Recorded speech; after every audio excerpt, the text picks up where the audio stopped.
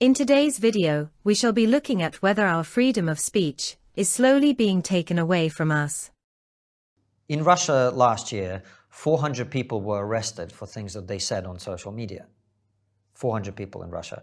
Obviously, this country is very different. How many people do you think were arrested in Britain for things they said on social media last year?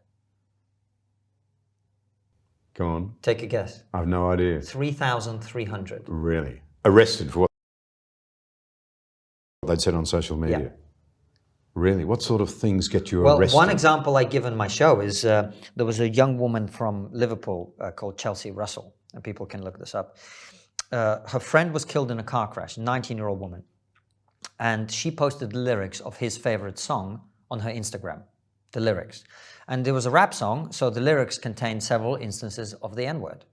Okay? She was arrested, prosecuted, found guilty, given 500 hours of community service and a fine, tagged, and for a year she was under 8 p.m. to 8 a.m. curfew. My goodness. In Britain. In Britain. In 2018. So we talk about the Chinese system of social credits. Right.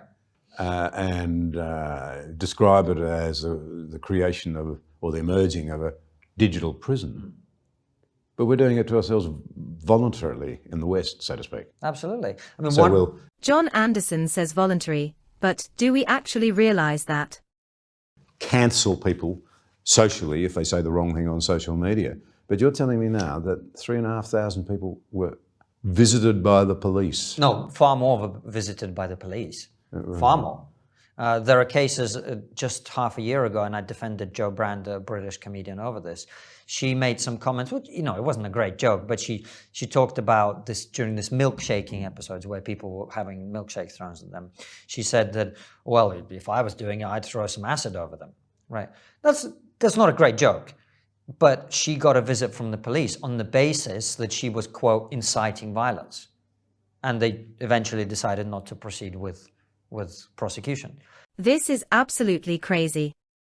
If stand-up comedians can't say things when everybody knows it's just a joke, who can? But it was obviously a joke. She's a comedian. She was on a comedy program.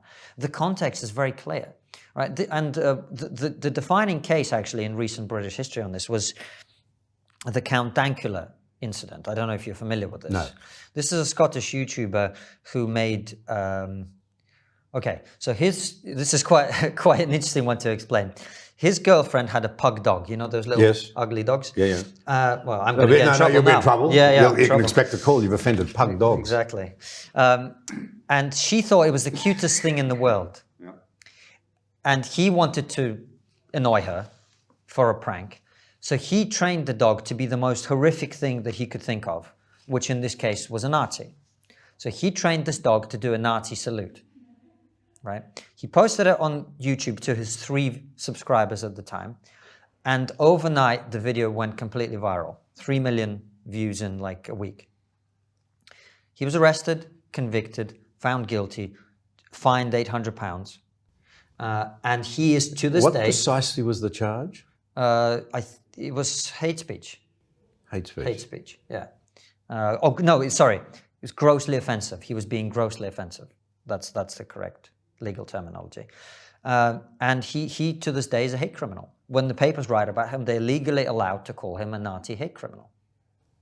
Wow. That is where we are. And it really started with that. I talk about all of these things in my show, where we are now in a position where in that court case, the prosecutor argued that context and intent are irrelevant.